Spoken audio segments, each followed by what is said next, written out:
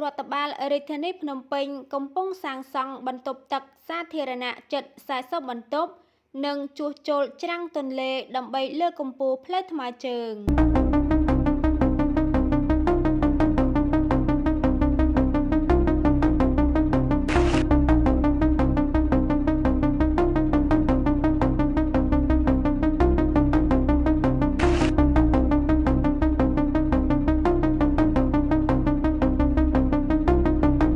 ភ្នំពេញ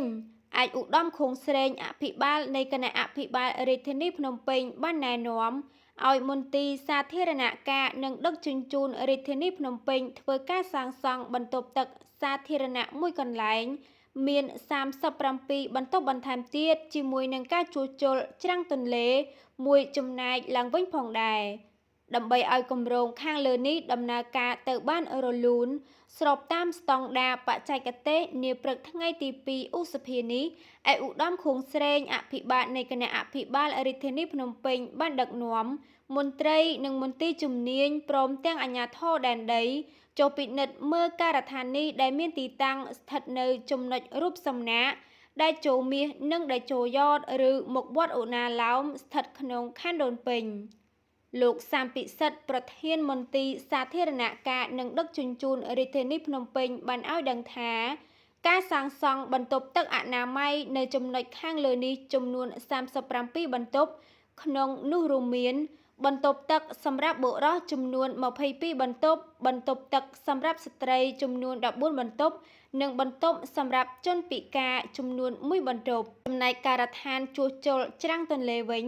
យើងបាននឹងកំពុងជួសជុលឡើងវិញប្រវែង172ម៉ែត្រជម្រាលប្រវែង22ម៉ែត្រចំពោះគម្រោងទាំងពីរនេះសម្រាប់ច្រាំងទន្លេនឹងត្រូវប្រើប្រាស់ពេលវេលានៃការសាងសង់ចំនួន1ខែចំណែកបង្គន់អនាម័យត្រូវប្រើប្រាស់រយៈពេលចំនួន3ខែក្នុងការសាងសង់លោកសាមពិសិដ្ឋបានបញ្ជាក់ថាគម្រោងខាងលើនេះធ្វើឡើងដើម្បីទទួលភ្ញៀវលើផ្លូវថ្មើរជើងនិងទទួលព្រះរាជពិធីបុណ្យអុំទូកខាងមុខនេះឯកឧត្តមខួងស្រេងក្នុងឱកាសនៃការចុះពិនិត្យនោះបានធ្វើការណែនាំឲ្យមន្ទីរសាធារណការនិងដឹកជញ្ជូនរាជធានីភ្នំពេញ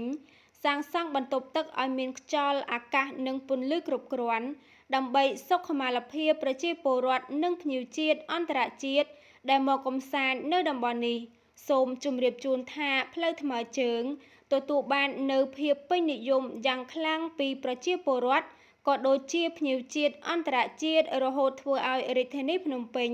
ជាប់ចំណាត់ថ្នាក់លេខ2លើពិភពលោកឈ្មោះថាជាទីក្រុងប្រជុំដោយភាពរីករាយនៅពេលរាត្រី